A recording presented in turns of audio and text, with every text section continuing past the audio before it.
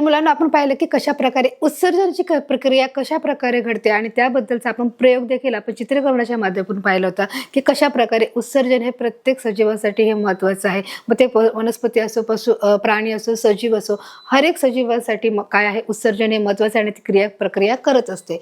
आता आपण मुलांना जर पुढचा घटक पाहणार आहोत की चेतना क्षमता व हालचाल म्हणजे काय, त्याच्याकडे आपण मुलांना लक्ष देणार आहोत की चेतना क्षमता जो हा शब्द आहे बघा, हा अंडरलाईन मी करत आहे की चेतना क्षमता म्हणजे काय।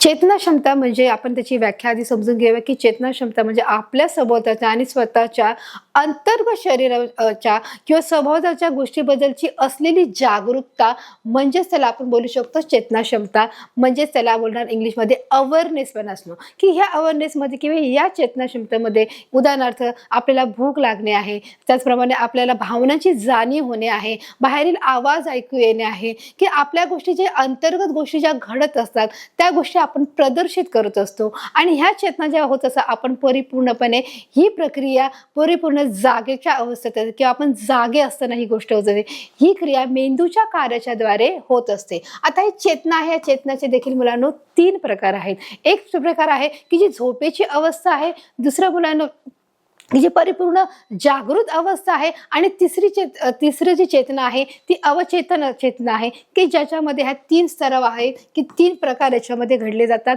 त्याचा देखील सविस्तर आपण मुलांना अभ्यास करणार आहोत की चेतना क्षमता मुलांना तुम्हाला कळलेलं आहे की चेतना क्षमता म्हणजे आपल्या सभोवताच्या आणि स्वतःच्या अंतर्गत परिस्थितीची आपल्याला जाणीव असणे।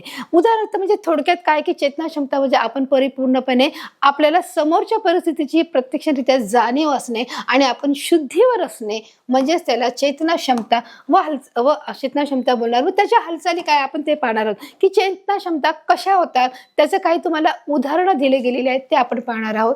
या क्रिया घडल्यानंतर काय अनुभव येतात ते सांगा। आता बघा इथे मुलांना काय सांगितले की ह्या क्रिया म्हणजे तुम्हाला काही गोष्टी करायला सांगितलेल्या आहेत आणि ह्या क्रिया केल्यानंतर तुम्हाला काय वाटतं की तुम्ही कोणत्या कशा प्रकारे तुम्ही रिस्पॉन्स करता, प्रतिसाद देता, ते तुम्हाला इथे विचारलेलं आहे। बघा आपण एक एक उदाहरण पाहूया। या बघा आता जे आपलं पहिलं उदाहरण आहे की पहिल्या अचानक डोळ्यावर प्रकाश पडला। म्हणजे बघा आपण कधीतरी जातो बघा रस्त्याने जेव्हा जात असतो आणि जेव्हा ऊन प्रखर असतो, जेव्हा उन्हाचा जेव्हा भाग आपल्या ज्या चेहऱ्यावर जेव्हा डोळ्यावर येतो त्यावेळेस आपण काय करत असतो तुम्ही सांगा। साहजिकच आहे आपण काय करतो, डोळे घट्ट बंद करत असतो किंवा आपण डोळ्यावर हात लावतो की जेणेकरून आपल्याला डोळ्यावरती जे समोरची गोष्ट ही आपण जेव्हा रस्त्याने चालतो तर आपल्याला वाहने किंवा समोरची चालणारे लोक ही दिसली गेली पाहिजे, अन्यथा काय होऊ शकते, टक्कर होऊ शकते। आणि अशामुळे आपण काय करतो की ते जो त्यांना सांगितलंय म्हणजे आपण जी चेतना गोष्ट घडली त्याला आपण प्रतिसाद काय दिलेला आहे ते आपण पाहत आहोत। अचानक डोळ्यावर प्रकाश पडला, तर आपण समजलं की अचानक डोळ्यावर प्रकाश पडला की आपण काय करत आहोत की आपण डोळ्यावर आपण हात ठेवत आहोत किंवा डोळे घट्ट बंद करतो, कारण सूर्याचे किरण हे आपल्या डोळ्यावर पडले असता आपल्या डोळ्यांना त्रास होतो मुलांनो। आणि त्रास झाल्यामुळे आपल्या सभोवताचा जो अंधार पसरलेला असतो आपल्या डोळ्याच्या भोवती आपल्याला काही क्षणापर्यंत काही दिसत नाही आणि नंतर काही सेकंड निघून गेले, काही 1-2 मिनिटं निघून गेले की आपल्याला पुन्हा पूर्ववत होण्याचा आपण जसं पुन्हा पूर्ववत सभोवताचं दिसण्यास लागतं। तर अशा प्रकारची ही प्रक्रिया घडते की जेव्हा तुम्हाला काय घडते ते तुम्हाला विचारलेलं आहे। दुसरं आहे बघा इथे तुम्हाला चित्र दिसत आहे की एखाद्या व्यक्तीने जर आपल्याला चिमटा घेतला, हाताला कोणी चिमटा काढला किंवा टाचणी टोचली तर काय होईल बघा की एखाद्या वेळेस बघा आपल्याला कोणी चिमटा काढला किंवा आपल्याला सुई किंवा टाचणी टोचली तर आपल्याला काय होतं, आपल्या शरीराला त्याची जाणीव होते, संवेदना आहे, बरोबर आहे। आपण मुलांना शिकलो आहोत इयत्ता 5वी मध्ये देखील जे आपले 5 सेन्स ऑर्गन्स आहेत, बरोबर आहे, त्या 5 सेन्स ऑर्गन्स आपल्याला ह्या गोष्टीची जाणीव करून देतात, बरोबर ते मुलांनो। आणि त्याच्या मार्फत आपल्याला समजू शकतो की आपला स्पर्श कोणता आहे, आपण डोळा, नाक, कान, डोळे, घसा आणि त्वचा हे आपले काय आहे 5 सेन्स ऑर्गन्स आहेत किंवा 5 आपले इंद्रिय आहेत, ज्ञानेंद्रिय आहेत। आणि या ज्ञानेंद्रियामार्फतच आपल्याला मुलांना कळू शकतं की जर आपल्याला कोणी टाचणी टोचली किंवा चिमटा काढला तर आपल्याला काय होते, हाताला कळ येते। आणि म्हणून आपण काय रिॲक्ट करणार, आपण काय रिस्पॉन्स करणार किंवा काय प्रतिसाद देणार हे देखील महत्त्वाचं आहे मुलांनो। आणि म्हणून इथे त्यांनी सांगितले की जर आपल्याला कोणी चिमटा काढला किंवा टाचणी टोचली तर आपण काय करणार आहोत, आपण त्याला गोष्टीचा आपल्याला हाताला कळ लागणार आहे, कारण हा काय आहे रिस्पॉन्स झालेला आहे। आता इथे पाहू शकता तुम्ही चित्रामधून आपलं जे तिसरं उदाहरण आहे आपण ते देखील पाहणार आहोत। बघा हे काय आहे, लाजाळूचं झाड आहे मुलांनो। बरेचसे जे पानं आहेत, जेव्हा आपण झाडाच्या जवळ जातो, आपण त्यांना स्पर्श केला तर ते पानं कशी आहेत, जशी आहेत तशीच राहतात. परंतु एक मात्र जे लाजाळूचं जे झाड आहे मुलांनो, त्याच्या पानांना जर स्पर्श केला तर काय होत आहे की ती पाने आपोआप मिटली जातात. कधी तुम्ही समजा बाहेर गेलात किंवा गावाला गेलात तर तुम्ही तुमचे जे मोठे आहेत, तुम्ही ज्या लोकांबरोबर गेलात, मोठे माणसांबरोबर किंवा ते तुमच्या घरातले जे वरिष्ठ लोक आहेत, त्यांना तुम्ही विचारून पहा की लाजाळूचं झाड कुठे आहे, आणि मग तो प्रयोग तुम्ही करून पहा का त्या लाजाळूच्या झाडाला तुम्ही स्पर्श करून बघा. ते तुम्हाला काय आढळून येत आहे, तर तुम्ही जसे लाजाळूच्या झाडाला स्पर्श कराल, त्या लाजाळूचं झाड काय करत आहे, तो आकुंचन पावत आहे. कारण ते जे झाड, जे ते पानं असतात ते ताठ असतात, आपण जसा त्याला स्पर्श करतो ते काय होतात, आकुंचन पावतात आणि पुन्हा पूर्ववत ते प्रसरण देखील पावतात. आणि इथे बघा लिहिलेलं, लाजाळूच्या पानांना हात लावला तर काय होईल, मी तुम्हाला सांगितलेलं आहे. आपण जसाच त्याला स्पर्श केला तर ते काय होऊन जातात, मिटून जातात, पुन्हा ते एकवटले जातात आणि पुन्हा आपण हात काढला की ते थोड्या वेळानंतर पुन्हा ते प्रसरण देखील पावतात. तर हे देखील कृती मुलांना तुम्ही करून बघायची आहे की तुम्ही जेव्हा गावी जाल किंवा तुम्हाला जेव्हा मिळेल, झाड दिसेल, ते झाड आढळेल, तेव्हा तुम्ही ती कृती करून बघा. आता बघा इथे चौथं तुम्हाला एक चित्र दिलेलं आहे, आपण आधी वाचून घेऊया आणि समजूया. दिवस मावळल्यावर अंगणातील रस्त्यावरील विजेचे दिवे लागले की भोवती कीटक जमा होतात. बघा की जेव्हा तुम्ही रस्त्यावरून जात असता, अंधारामध्ये जेव्हा अंधार पडला असतो तेव्हा दिवे लागले जातात, आणि दिवे लागल्यामुळे जे रस्त्यावरचे जे स्ट्रेट लाईट आहे, आपण त्याला बोलतो रस्त्यावरचे दिवे आहेत, ते दिवे लावल्यावर तिथे दिव्याच्या भोवती काय असतात, जे कीटक असतात. बघायचं, अंगणाचा असू दे किंवा रस्त्यावरचा असू दे, विजेचे दिवे, त्याच्या भोवती काय जमा होतात मुलांना, कीटक जमा होतात. आणि हे कीटक काय केले जातात मुलांनो, की तिथे त्या लाईटीच्या भोवती फिरत असतात, की जेणेकरून त्यांच्यापेक्षा जे छोटे कीटक आहेत, जे त्यांना त्याचं खाद्य म्हणून किंवा भक्ष्य म्हणून देखील बघण्यासाठी ते तिथे ते जमा झालेले असतात, आणि म्हणून ते तिथे गर्दी करत असतात. म्हणून यांनी रिस्पॉन्स दिले. जर तुम्ही हे निरीक्षण करायचं आहे, या गोष्टी करायच्या आहेत, ही कृती करून बघण्यासाठी तुम्हाला इथे ह्या गोष्टी सांगितल्या गेलेल्या आहेत किंवा हे उदाहरणं देखील तुम्हाला दिले गेलेले आहेत. हे देखील आपण पाहू शकतो की अशा प्रकारे बघा इथे तुम्हाला दिसत आहे की हे बघा, हे कसे कीटक इथे आहे, इथे लाईट लागलेली आहे आणि लाईटीभोवती काय आहेत, सर्व कीटक जमा आहेत. या सर्व क्रियांना सजीवाकडून प्रतिसाद दिला जातो. आता आपण जी काही उदाहरणं पाहिली आहेत मुलांनो, त्या उदाहरणाच्या माध्यमातून आपण समजू की सजीव काय करत असतो, प्रतिसाद देत असतो. साहजिकच आहे की आता समजा आपल्याला कोणी चिमटा काढला तर आपण प्रतिसाद काय देणार आहे की अरे मला कळ लागत आहे, किंवा आपण जसं आपण आऊज बोलतो, किंवा म्हणजे आपल्या तोंडातून त्या गोष्टीसाठी काय निघणार आहे, प्रतिक्रिया व्यक्त होणार आहे. आपण हे सर्व उदाहरणं जी बघितली त्या उदाहरणाच्या माध्यमातून आपण पाहू शकतो. त्याचप्रमाणे आपण लाजाळूचं झाड देखील पाहिलं.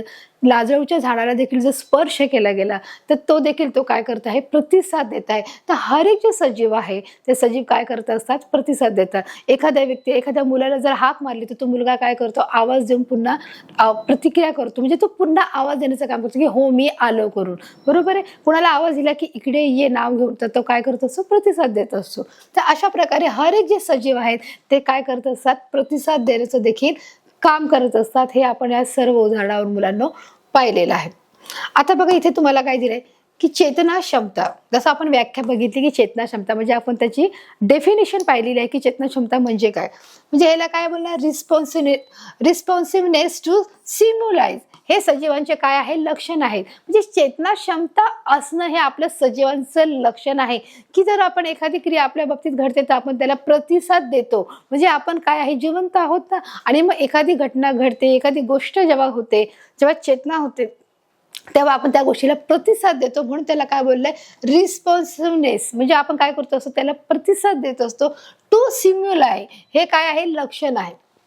जर आपल्याला कोणी चिमटा काढला तर चिमटा काढला साहजिकच आहे, आपल्या तोंडातून काय शब्द निघतो की मला कळ लागत आहे, मला त्रास होत आहे. आपण बोलतो ना की आपण त्या गोष्टीवर काय केलं आहे, रिॲक्ट केलं आहे, आपण त्या गोष्टीची प्रतिक्रिया व्यक्त केली गेली आहे की ही एखादी गोष्ट मला आवडली आहे, एखादी गोष्ट मला नाही आवडली आहे, मला राग आला आहे, मला आनंद झाला आहे, मला दुःख झालं आहे. आपण आपल्या भावना काय करत असतो, व्यक्त करत असतो. आणि म्हणूनच चेतना क्षमतामध्ये देखील हे सर्व घटक येत असतात की आपल्याला वेदना होतात, आपल्याला भूक लागते, आपल्याला एखाद्या बाहेरील गोष्टीचा आवाज ऐकू येतो. त्याचप्रमाणे आपण भावना व्यक्त करत असतो की आपल्या मनातल्या गोष्टी आपण बाहेर प्रकट करण्याचा प्रयत्न करत असतो. आणि ह्या सर्व गोष्टी आपण शुद्ध जागेमध्ये आपण करत असतो. आपण परिपूर्णपणे जागे असतो आणि जागे असताना आपण या सगळ्या गोष्टी करत असतो. जसं मी चेतना स्तरचे पण दाखवले की चेतनाचे देखील 3 स्तर आहेत.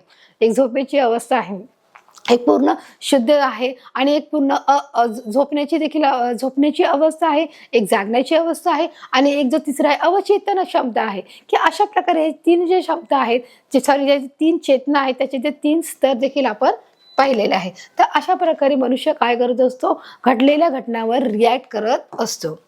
चेतनेला प्रतिसाद देताना सजीवामध्ये विविध क्रिया होतात. आता बघा इथे त्यांनी काय सांगितलंय, चेतनाला प्रतिसाद, जेव्हा चेतना होते म्हणजे एखादी गोष्ट आपल्या बाबतीत जेव्हा घडते, एखादं कार्य आपल्या बाबतीत घडतं, तेव्हा आपण काय करत असतो, प्रतिसाद देत असतो. प्रत्येक सजीवांचं हे लक्षण आहे मुलांनो, की घडलेल्या घटनावर प्रतिसाद देणं हे आपण काय आहे, आपल्या सजीवांचं लक्षण आहे. आणि म्हणून प्रतिसाद देताना सजीवामध्ये विविध क्रिया होतात. विविध क्रिया म्हणजे काय, की एखादी घडलेली जी चेतना आहे किंवा एखादी क्रिया जर घडत असेल ती चेतना असते. मग तर त्या गोष्टीला आपण कशा प्रकारे रिॲक्ट करतो, म्हणून तिथे त्यांनी सांगितलंय विविध क्रिया. विविध क्रिया म्हणजे हर एक, आपलं हसणं आहे, रडणं आहे, हसणं आहे, रडणं आहे, दुःख व्यक्त करणं आहे, आक्रोश व्यक्त करणं आहे किंवा रुसून बसणं आहे. हर एक गोष्टींमध्ये फरक आहे मुलांनो. मग त्याच्यावर आपण प्रतिसाद देतो. एखादी गोष्ट मला आवडली आहे, मला नाही आवडली आहे, की मला किंवा ते रागवणं आहे, रुसणं आहे किंवा लाजणं आहे किंवा घाबरणं आहे, ह्या सर्व विविध गोष्टी ह्या प्रतिसाद मध्ये येतात मुलांनो. आणि म्हणून इथे दिले की प्रतिसाद देताना सजीवामध्ये विविध क्रिया होतात. का होतात, विविध क्रिया ह्या होत असतात. म्हणून अशा प्रकारे मुलांना आपण पाहिलं की चेतनेला प्रतिसाद देताना की सजीवांमध्ये काय होत असतात, विविध क्रिया ह्या होत असतं. तर अशा प्रकारे तुम्ही समोर चित्रामध्ये मुलांना पाहू शकता की एखादी जर चेतना झाली तर त्याला कशा प्रकारे आपण प्रतिसाद देतो हे चित्र पाहू शकता.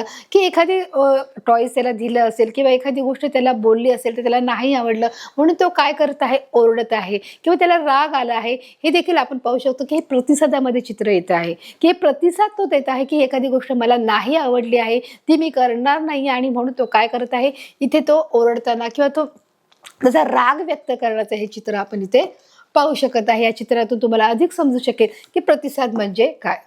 आता आपण पुढे पाहूया. आपण गाई म्हशीच्या गोठ्यात अचानक प्रवेश केल्यास त्यांचे उभे राहणे, म्हणजे जेव्हा गोठा असतो मुलांनो की ऊन वारा पाऊस या सर्वांपासून त्यांचं संरक्षण होण्यासाठी त्यांना गोठ्यामध्ये ठेवलं जातं आणि मग तेव्हा ते तिथे राहत असतात. पण आपण कधीतरी अचानक तिथे गेलो तर ते काय करत असतात बघा, ते हंबरायला सुरुवात होतात. हंबरणं म्हणजे काय, ते त्यांचे आवाज काढत असतात. मग ते गाई असो म्हैस असो, ते काय करत असतात, त्यांचा आवाज काढणं म्हणजे ते काय आहे, हंबरणं आहे. त्याला आपण काय बोलू शकतो, हंबरणे असे बोलू शकतो. याप्रमाणे ते इकडून तिकडून फिरतात. म्हणजे जेव्हा आपण गायीच्या गोठ्यामध्ये प्रवेश करतो, जेव्हा जातो तेव्हा ते काय करतात, वेगवेगळे आवाज काढत असतात, त्याला आपण हंबरणे बोलणार. त्याचप्रमाणे ते इकडून तिकडून फिरत असतात, म्हणजे ते इकडून तिकडून जाण्याचा प्रयत्न करतात किंवा म्हणजे ते दाखवतात की तुम्ही आलात, हे तुमची उपस्थिती तिथे आहे, म्हणून त्यांना त्यांचं ते प्रतिक्रिया व्यक्त करण्याची ती त्यांची जी भावना आहे त्यासाठी ते इकडून तिकडून फिरतात. त्यांना साहजिक आनंद झालेला असतो, त्यांना बरं वाटत असतं आणि म्हणून ते हंबरतात, ते इकडून तिकडून फिरतात. या सर्व हालचाली ते काय करत असतात की या सर्व हालचालीनं त्या काय करतात, प्रतिक्रिया करतात. आपलं तिकडे जाणं, त्या गोठ्यामध्ये जाणं, आणि त्याच्यामुळे मग ते काय करतात, त्या गोष्टीला ते प्रतिसाद देतात की तुम्ही आलात, ही गोष्ट आम्हाला समजली आहे, यासाठी ते काय करत आहेत, प्रतिसाद देत आहेत. बघा इथे तुम्ही पाहू शकता की अशा प्रकारे गाईचा गोठा असतो, तिथे गाई म्हशी एकत्र बांधलेले असतात, त्यांना खायला देखील ते चारा ठेवलेला असतो, बाजूला पाणी देखील असतं आणि चारा पिऊन झाल्यानंतर त्यांना पाणी देखील पिण्याची व्यवस्था असते. तर अशा प्रकारे जिथे मोठ्या प्रमाणामध्ये गाई आणि म्हैस यांना ठेवले जातात त्यांना काय बोललं जातं मुलांनो, गोठा बोलला जातो. तर अशाच प्रकारे जे पाळीव प्राणी आहेत त्यांच्यासाठी देखील आपण काय करत असतो, अशी व्यवस्था करत असतो. जसे कुत्रा आहे, मांजर आहे, त्यांच्यासाठी देखील अशी व्यवस्था इथे असते. बघा आता हे पुढचं बघा, काय तुम्हाला चित्र दिसत आहे की एक मोठी बिल्डिंग आहे किंवा एखादं घर आहे किंवा बंगला आहे. इथे काय आहे, बरीच सारी झाडाची जी वेल आहे ती तुम्हाला वेल इथे दिसत आहे. हे झाड नाहीये, हे काय आहे, वेल आहे. तर बघा इथे पाहू शकता मुलांनो चित्रामध्ये कशा प्रकारे की अंगणात लावलेली वेल सुद्धा आधाराच्या दिशेने झुकत आहे. आधाराच्या दिशेने म्हणजे जिथे तुमचा आधार आहे की झुकावे, ज्या आधाराने तुम्ही तिथे तुम्हाला आधार दिलेला आहे, की ज्या वेलीला जो आधार दिला आहे त्याप्रमाणे ही वेल काय आहे, झुकत आहे. की बघा इथे वेलीचं इथे प्रमाण जास्त आहे, इथे तुम्हाला काय आहे, कमी दिसत आहे. तर अंगणात म्हणजे अशा प्रकारे अंगणातच नाही तर जेव्हा तुम्ही एखाद्या जंगलामध्ये देखील जाता किंवा एखाद्या तुम्ही रस्त्याच्या कडेला देखील जातात त्यावेळेस देखील तुम्हाला जी वेल आहे बघा ती झुकलेली दिसत आहे, की ज्याप्रमाणे तिचा झुकाव असेल किंवा ज्याप्रमाणे ती ज्या हर एक जी वेल आहे, जे झुडूप आहे किंवा जे वनस्पती आहे ती त्या दिशेने जी झुकली गेलेली आहे, त्याचप्रमाणे इतर देखील पानं असतात त्याप्रमाणे झुकले गेलेले असतात हे देखील पाहू शकतो. म्हणजे तिचा काय आहे, वेल सुद्धा ही काय आहे, वेल आहे. आधाराच्या दिशेने जिथे जास्त त्याचा झुकाव आहे किंवा जिथे जास्त त्याचा ओझा आहे किंवा त्या दिशेने ती काय केलेली आहे, झुकली गेलेली आहे. त्याच्या चित्रामध्ये तुम्ही पाहू शकता की अशा प्रकारे देखील ती काय करत आहे, रिस्पॉन्स करण्याचं काम करत आहे. कुंडीत लावलेली वनस्पती सूर्यप्रकाशाकडे झुकते. जेव्हा कुंडीमध्ये आपण एखादं झाड लावतो किंवा एखादी वनस्पती लावतो तर ती देखील काय करत असते, सूर्यप्रकाशाच्या दिशेने, जिथून सूर्यप्रकाश मिळत आहे, की ज्या वनस्पतींना अन्न तयार करण्यासाठी देखील मुलांना कार्बन डायऑक्साईडची गरज असते, त्याचप्रमाणे सूर्यप्रकाशाची देखील गरज असते आणि पाणी, ह्या सर्व गोष्टी एकत्रित केल्यामुळे काय होतं की वनस्पती काय करतात, स्वतःचे अन्न स्वतः तयार करतात आणि त्याच्यामुळे जेव्हा सूर्यप्रकाश मिळावा म्हणून ते काय करतात, कुंडीत लावलेली वनस्पती सूर्यप्रकाशाकडे काय करते, सूर्यप्रकाशाकडे ती झुकली जाते, की जिथून सूर्यप्रकाश मिळत आहे, ज्या दिशेने मिळत आहे त्याप्रमाणे तिचा काय आहे, झुकाव असतो. जर सूर्यप्रकाश इथून मिळत आहे तर त्याचा झुकाव इथून असणार आहे, जर इथून मिळत असेल तर इथून झुकाव असणार आहे, की ती त्या साईडला काय केली जाणार आहे, कलंडली जाणार आहे, त्याच दिशेने ती वाढत जाणार आहे. ती वेल असू दे, ते झाड असू दे. तर अशा प्रकारे बघा की ती रिस्पॉन्स करत असते. म्हणजेच प्राणी व वनस्पती हालचाल करतात. म्हणजेच बघा काय दिले, हर एक सूक्ष्म जीव आहे, इथे काय दिलेले आहे, प्राणी आहे आणि वनस्पती आहे, ह्या काय करत असतात, हालचाल करत असतात.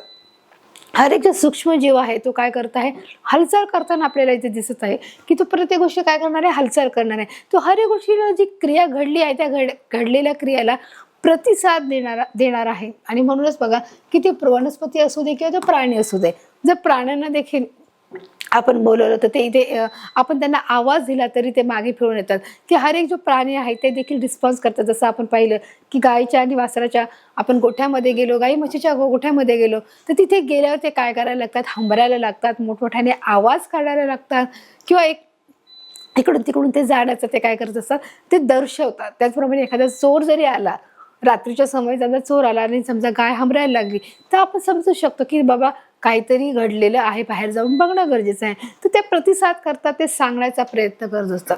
तर अशा प्रकारे बघा इथे प्राणी व वनस्पती काय करतात, हालचाल करताना आपल्याला दिसत आहे.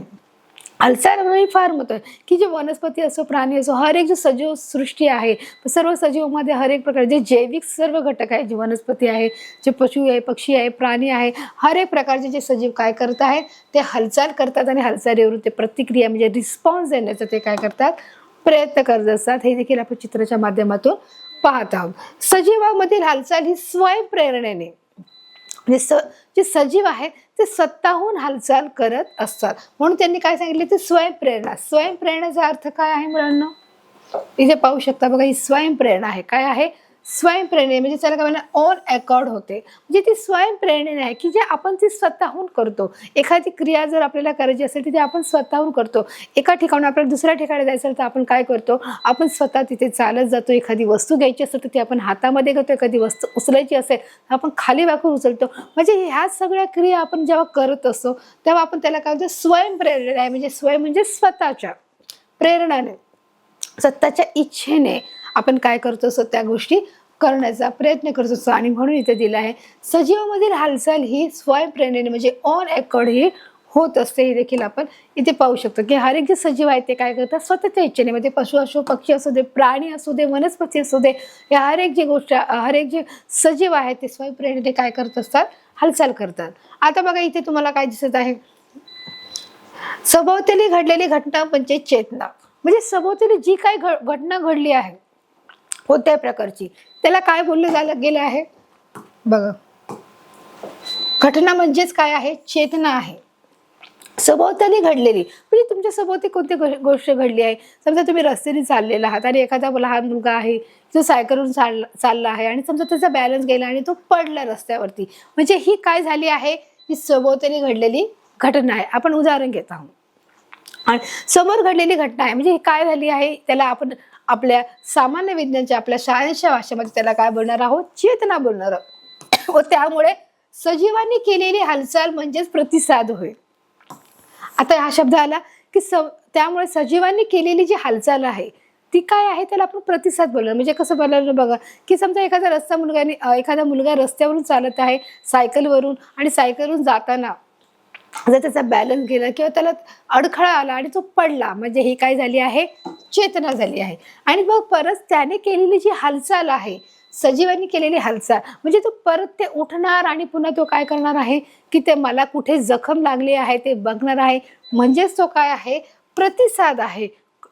येते लक्षात. जसं आपण हे झाडाचं उदाहरण पाहिलं की ते लाजाळूचं जी झाडे वनस्पती आहे ती काय आहे की आपण जर त्याच्या जवळ गेलो आणि जर त्याला स्पर्श केला लाजाळूच्या पानांना, तर तो काय होतो, तो आकुंचन होतो. म्हणजेच तो काय होतो, तो लाजतो. म्हणून त्याला काय सांगितलं आहे, लाजाळूचं झाड आहे. म्हणजे तो त्याचा स्वभाव काय आहे, ते वैशिष्ट्य आहे की तो काय करतो, स्वतःला आकुंचन करून घेतो आणि नंतर पुन्हा तो काय होतो, थोड्या वेळाने प्रसरण पावतो. अशाच प्रकारे सभोवताली घडलेली जी घटना असते त्याला आपण चेतना बोलतो. आणि त्या सजीवांनी केलेली जी हालचाल आहे, त्याच्यानंतर जी चेतना झाल्यानंतर सजीवांनी केलेली जी हालचाल आहे त्याला आपण काय बोलत आहोत, प्रतिसाद बोलत आहोत. अशा प्रकारे चेतना आणि प्रतिसाद याच्यातला तुम्हाला फरक मुलांना कळालेला असेल. मला खात्री आहे की आपण चित्रीकरणाच्या माध्यमातून समजले, आपण उदाहरणाच्या माध्यमातून सांगितलं, या चित्राच्या लाजाळू या वनस्पतीच्या माध्यमातून देखील आपण समजलंय की चेतना म्हणजे काय असतं. सभोवताली घडलेली घटना म्हणजे चेतना आहे, आणि सजीवांनी त्यावर केलेली जी प्रतिक्रिया आहे त्याला आपण प्रतिसाद, आपण ते रिॲक्ट बोलतो ना, की एखादी गोष्ट घडली की समजा एखाद्या आपल्या घरामध्ये समजा बाबांनी काही खाऊ आणलं, एखादं टॉयज आणलं, ती काय झाली, चेतना झाली. म्हणजे सभोवताली घडलेली घटना काय आहे, टॉयज आणलं आहे. मग त्याच्यावर तुम्ही काय करतात, रिॲक्ट काय करता, मग तुम्हाला तो आनंद वाटतो. हे काय केलं आहे, तुम्ही प्रतिसाद केलेला आहे. अशा प्रकारे मुलांना तो तुम्हाला नीट समजला आहे. चेतना म्हणजे काय आणि प्रतिसाद म्हणजे याच्यातला फरक मी तुम्हाला अधिक स्पष्ट करून दाखवलेला आहे, ते देखील तुम्ही पाहू शकता. तर अशा प्रकारे हे सगळे उदाहरणं तुमच्या डोळ्यासमोर ठेवलेले आहेत, तुम्हाला सांगितलेले आहे, ते देखील बघितलंय. आता बघा आपण पाहूया, इथे काय दिलंय, चेतनेला प्रतिसाद.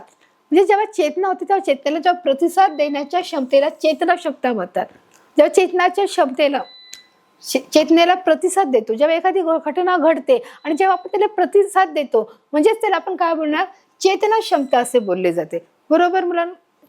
म्हणजेच त्याला काय बोलणार, रिस्पॉन्सिव्हनेस टू स्टिम्युलाइज म्हणतात. रिस्पॉन्सिव्हनेस टू स्टिम्युलाइज याला असे बोलले जाते. म्हणजे एखादी घटना जेव्हा घडते त्या घडलेल्या घटनेला चेतना बोलतात, आणि घडून गेलेल्या घटनेला प्रतिसाद देणेच म्हणजे चेतना क्षमता होय. जसं मी तुम्हाला वाक्य सांगितली की चेतना क्षमतेची व्याख्या काय आहे, की आपल्या सभोवताली किंवा स्वतःच्या अवतीभोवती अंतर्गत ज्या गोष्टीची आपल्याला जाणीव असते, आणि त्यालाच आपण काय बोलतो, चेतना क्षमता म्हणतो. म्हणजे त्याला अवेअरनेस असं देखील बोलले जाते, की आपण जेव्हा त्या जागृत अवस्थेमध्ये असतो आणि आपल्याला परिपूर्ण सभोवतालच्या गोष्टीचं काय गोष्ट घडत आहे याची आपल्याला जाणीव असणे, म्हणजे सुद्धा आपण त्याला चेतना क्षमता असे बोलले जातं. कारण आपण परिपक्व त्या ठिकाणी जागृत असतो, आपण जागृत अवस्थेत असतो. मी सांगितलं जसं चेतनाचे 3 स्तर असतात, एक जागृत अवस्था, एक झोपेची अवस्था आणि एक अवचेतन अवस्था असते. तर अशा प्रकारे या तिन्ही अवस्था देखील या चेतना क्षमतामध्ये येतात. तर अशा प्रकारे मुलांना बघा उदाहरणाच्या माध्यमातून आधी समजून गेले. आता आपण पाहणार आहोत, इथे काय दिलंय, प्रजनन किंवा पुनरुत्पादन म्हणजेच काय आहे, रिप्रोडक्शन. काय आहे, रिप्रोडक्शन, प्रजनन किंवा पुनरुत्पादन. मग आता म्हणजे एखादी व्यक्तीसारखी व्यक्ती, एखादं जे आपण बोलू शकतो की एखादं वनस्पती आहे, त्या वनस्पतीसारखी दुसरी वनस्पती तयार होणे, किंवा एखादं प्राणी आहे त्या प्राणीसारखं तसेच प्राणी पुन्हा दुसरं निर्माण होणं, म्हणजेच काय आहे, प्रजनन आहे. आता बघा इथे तुम्ही पाहू शकता, सजीवांच्या स्वतःसारखा दुसरा जीव निर्माण करणे. जो सजीव आहे, हर एक जो सजीव आहे, जो पृथ्वीवर राहणारे हर एक जो सजीव आहे, तो काय करत आहे, स्वतःसारखा जीव निर्माण करत आहे. म्हणजे मग त्याच्यामध्ये काय आलं आहे, पशु आले, पक्षी आले, प्राणी आले, वनस्पती आले, किंवा सूक्ष्म जीव देखील आले. हे सर्व प्रकारचे जे सजीव आहेत ते काय आहे, स्वतःसारखा दुसरा जीव निर्माण करण्याच्या क्रियेला काय म्हणतात, प्रजनन किंवा पुनरुत्पादन म्हणजे रिप्रोडक्शन असं देखील बोलले जाते. इथे तुम्हाला चित्र दिसत आहे बघा गोगलगाईचं. बघा हे गोगलगाय आहे. मग गोगलगाय काय करत, कुठून तिच्यासारखं बघा एक छोटे गोगलगाय इथे तुम्हाला दिसत आहे. मग ती काय करत आहे, तिच्यासारखं पुन्हा जीव निर्माण केल्यानंतर आपण काय बोलत आहोत, त्याला ती प्रजनन क्रिया आहे. आणि अशा प्रकारे हर एक जो जीव काय करत असतो, आपल्या स्वतःसारखा दुसरा जीव निर्माण करण्याचा प्रयत्न करतो. सर्व सजीव स्वतःसारखा दुसरा जीव निर्माण करतात. बघा आता ते एक लहान मूल आहे, तुम्हाला चित्र दिसत आहे, सोनोग्राफीचं आहे की एक लहान मूल आहे आणि ते कसं आहे, पोटामध्ये आहे. ते सर्व सजीव स्वतःसारखा, हर एक जो सर्व सजीव आहे तो काय करत आहे, स्वतःसारखा जीव निर्माण करत आहे. काही सजीव पिल्लांना जन्म देतात, म्हणजे काही जे सजीव आहेत, मग ते कोणते सजीव आहेत, जसं गाय आहे, म्हैस आहे, गाय आहे, म्हैस आहे, त्याचप्रमाणे घोडा आहे, जशी कोंबडी आहे, अशा अनेक जे प्राणी आहेत, वाघ आहे, वाघ आहे, असे अनेक जे प्राणी आहेत ते काय करतात, पिल्लांना जन्म देतात. आणि मग त्याच्यानंतर आपण म्हणजे हत्ती आहे, तर काय करतो, पिल्लांना जन्म देतात. बघा उदाहरणार्थ गाय आहे, म्हैस आहे, घोडा आहे, तर काही अंडी घालतात. मग अंडी कोण घालतं, बघा उदाहरणार्थ जे पक्षी आहेत, ते हर एक प्रकारचे जे पक्षी आहेत ते काय करतात, अंडी घालत असतात. म्हणजे हर एक जो सजीव जीव आहे तो काय करतोय, स्वतः सारखा जीव निर्माण करण्यासाठी तो काही व्यक्ती काय करतात, पिल्लांना जन्म देतात, तर काही जे पक्षी आहेत ते काय करतात, अंडे देखील घालून स्वतः सारखा दुसरा जीव निर्माण करत असतात. जसं पाहू शकता की हा घोडा आहे, मग घोड्याने काय केलं आहे, जो छोटा घोडा आहे त्याला काय केलं आहे, जन्म दिलेला आहे. म्हणजे स्वतः सारखा त्याने काय केलेला आहे, जीव निर्माण केलेला आहे. अशा प्रकारे जसं आपण बघा गाय आहे, मग गायीचं जे छोटं बाळ आहे आपण त्याला काय बोलतो, वासरू बोलतो. जसं बकरी आहे, बरोबर, ते मग जे बकरी आहे त्या बकरीला जर छोटं बकरी झाली तर आपण त्याला काय बोलतो, त्याचं जर पिल्लू जन्माला आलं त्याला आपण काय बोलतो, करडो बोलतो. तर अशी वेगवेगळ्या प्रकारची त्याला नावं आहेत. जसं वाघ आहे, वाघाच्या पिल्लाला काय बोलतो आपण, बछडा बोलतो. तर अशी हर एक प्रकारची जी नावं आहेत ती पिल्लांना वेगवेगळी, जे लहान आहेत त्यांना ही नावं दिली गेलेली आहेत. जसं आपण देखील लहानपणी जे आपल्याला मुलं, घरात लहान मुलं असेल तर त्याला आपण वेगळ्या नावाने म्हणजे पेट नेमने हाक मारतो, परंतु त्याचं जे रिअल नेम असतं ते वेगळं असतं.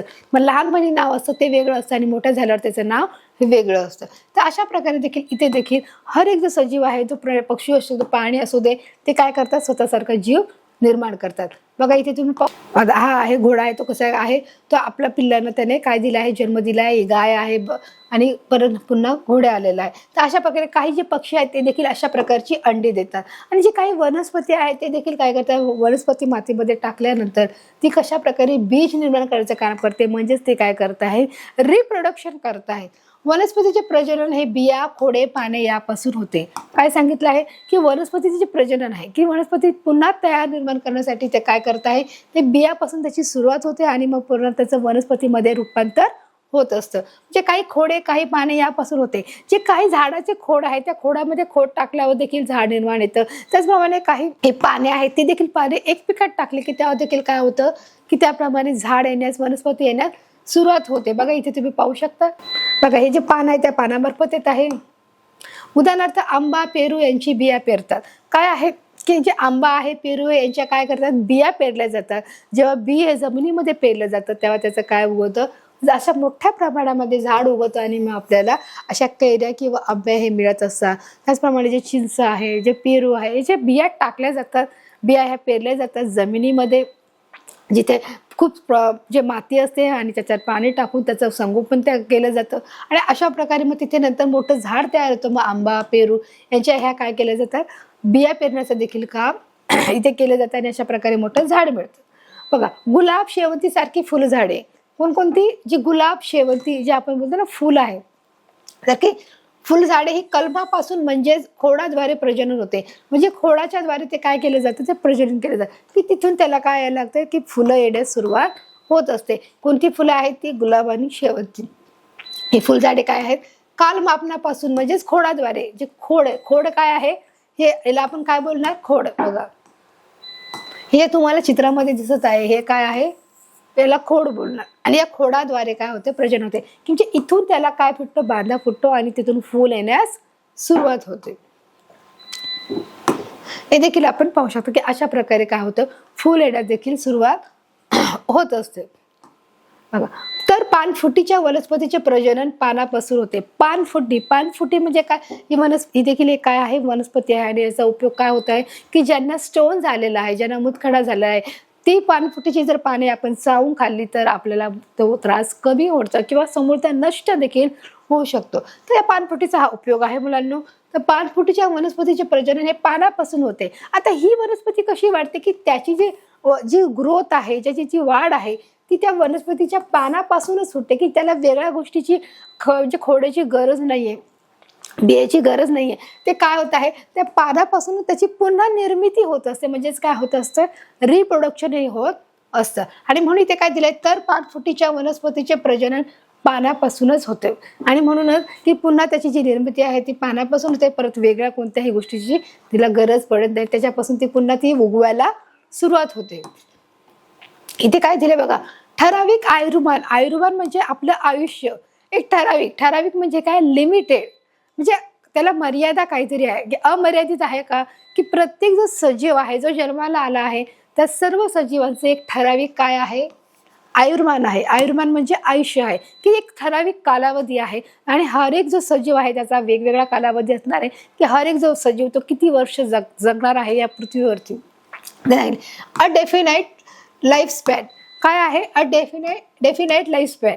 ठराविक आयुर्मान, एक लिमिटेड काय आहे त्याचं लाईफ आहे. ते कोणत्या कोणत्या प्राण्याचं आहे ते देखील आपण चित्राच्या माध्यमातून समजून घेऊया. बघा, ते आधी चित्र बघूया, की लहान मुलापासून की जेव्हा मूल मोठं होत राहतं, म्हणजे ते मुलाची जी बाल्यावस्था आहे, मग किशोरावस्था आहे, प्रौढावस्था आहे, त्याचप्रमाणे प्रौढावस्था आहे, आणि मग नंतर जी वृद्धावस्था आहे ती देखील आपण पाहू शकतो मुलांनो, की कशा प्रकारे हा व्यक्तीमध्ये हा बदल होत जातो. जो बाल्यावस्थेपासूनचे ते वृद्धावस्थेपर्यंतचा जो त्याचा जीवनकाल आहे, या जीवनकालाच्या ठराविक टप्प्यावर सजीव प्रजननक्षम होतात. आणि नंतर प्रजननक्षम होतात म्हणजे ते संपुष्टात येतात, किंवा ते नंतर मृत्यू पावतात, असं ते सांगितले आहे. की अशा प्रकारे जो सजीव आहे, जो जन्माला आला आहे, तो जन्मानंतर तो काय होणार आहे, तो म्हातारा होणार आहे, आणि नंतर तो मृत्यू पावणार आहे. तर अशा प्रकारचे चित्र देखील तुम्ही याच्यामध्ये पाहू शकता. बघा कशा प्रकारे त्याची अवस्थेची प्रत्येकाची वाढ होत आहे. प्रजनानंतर पुढे त्याचे अवयव एक क्षीण होतात. प्रजनानंतर म्हणजे जेव्हा जसं तो व्यक्ती किंवा जी वनस्पती आहे, जे प्राणी आहे, जे पशु पक्षी, हर एक जे सजीव जीव आहे, जो मनुष्य प्राणी आहे, तो काय होतो, जसजसा तो मोठा होत जातो तर तसे त्याचे जे अवयव आहे, जे इंद्रिय आहे, जे ऑर्गन्स आहेत, ते काय होत जातात, क्षीण होतात. क्षीण होतात म्हणजे ते वीक होतात म्हणजे कमजोर होतात. की जसं पहिले जे ताकद ह्या तरुणपणामध्ये असते, ह्या तरुणपणात असते, त्याची ताकद या म्हातारपणामध्ये नसते. आणि म्हणून त्याचे जे अवयव आहेत ते काय होतात, क्षीण होऊन जातात. म्हणजेच काय होतात, क्षीण होणे म्हणजे वीक होणे म्हणजेच कमजोर होणे, आणि होत जातात. व कालांतराने म्हणजे जसं मी सांगितलं, की जसं आता लहानपण आहे, मग तरुणपण आहे, मग जे शाळेतला मुलगा आहे, बरोबर, किशोरावस्था आहे, प्रौढावस्था आहे, त्याप्रमाणे प्रौढावस्था आहे, नंतर मग हळूहळू काय होतं, जसं वृद्धावस्था येते. मग अशा प्रकारे हा काल जसा जसा पुढे जातो त्यांचा जीवनकाल संपतो. आणि मग जसं ते पूर्ण वृद्ध झाले की वयाच्या 80-70 पुढे, 80 किंवा 90 पुढे काय होतात, ते संपतो. आणि म्हणजेच त्यांचं जीवन मृत्यू पावतं. म्हणजेच ते काय होतं, मृत्यू पावतात या पृथ्वीवरून, ते काय होतात, मृत्यू पावतात, निघून जातात. हा एक जो सजीव आहे त्यांचे जीवनकाल ही मर्यादा ही ठरलेली आहे. प्रत्येकाची ही वेगळी आहे, याच्यामध्ये सारखंपणा नाहीये. जो प्रत्येक सजीव आहे त्याचा आयुर्मान हा देखील वेगवेगळा असतो, हे देखील आपण पाहिलेलं आहे. विविध प्राणी व वनस्पतीचे आयुर्मान हे जीवनकाल वेगवेगळे आहेत. मी आत्ताच सांगितलं की विविध प्राणी, मग हर एक प्रकारचे जे प्राणी आहेत, मग ते आपले पाळीव प्राणी असू दे, हिस्र प्राणी असू दे, त्याचप्रमाणे पक्षी असू दे, कोणत्याही प्रकारचे जे प्राणी आहेत ते प्राणी आणि जी वनस्पती आहे त्याचे आयुर्मान हे काय आहे, वेगवेगळे आहे. जीवनकाल हे वेगवेगळे आहे, कोणाचंही सारखं आहे नाही. की जो प्राणी आहे, पशु आहे, तो काय होणार आहे, त्याचा जीवनकाल एक दिवशी तो संपणार आहे. परंतु वनस्पतीचं जसं आपण पाहिलं मुलांनो सुरुवातीला, की वनस्पती जोपर्यंत आहे, जे झाड जोपर्यंत आहे, तो काय आहे, ते झाड वाढतच राहतं. म्हणजे जसं वर्ष निघून जातात तर झाड काही वर्ष, झाडं हे 200 वर्ष 300 वर्ष पूर्वीचे आहेत मुलांनो. पण त्याची जे रूट्स आहे, ज्याचे मूळ आहे, ते खाली जमिनीवर खूप लांबपर्यंत गेलेले आहे. म्हणून मनुष्यापेक्षा जे वनस्पती आहे किंवा जे झाड आहे त्याला आयुर्मान हे जास्त कालावधीचं आहे. आणि जेव्हा आपण त्याला कट करतो तेव्हा त्याचं आयुर्मान हे काय होतं, संपून जातं.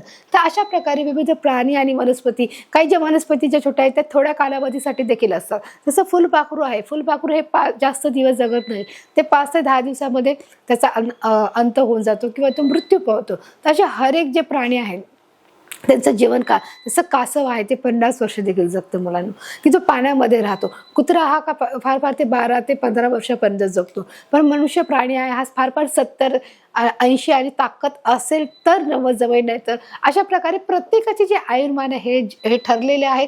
त्याप्रमाणे मनुष्य काय करत असतो, जगत असतो, प्राणी जगत असतो. अशा प्रकारे हर एक जे वनस्पती आहे, प्राणी आहे ते जगत असतो आणि आपली मर्यादा आहे ती देखील त्याप्रमाणे ते जीवनकाल संपवतो. कुत्रा या प्राण्याचे आयुर्मान साधारण 12 ते 18 वर्ष आहे. मी नाही की जो कुत्रा हा जो प्राणी आहे त्याचं 12 ते 18 वर्षापर्यंत त्याचं आयुर्मान आहे. तर शहामृग हा पक्षी सुमारे 50 वर्ष जगत आहे. किती वर्ष? 50 वर्ष जगत आहे. 50 वर्षापर्यंत त्याचं आहे. तर पारफुटीच्या वनस्पतीचे प्रजनन हे पानापासूनच होते.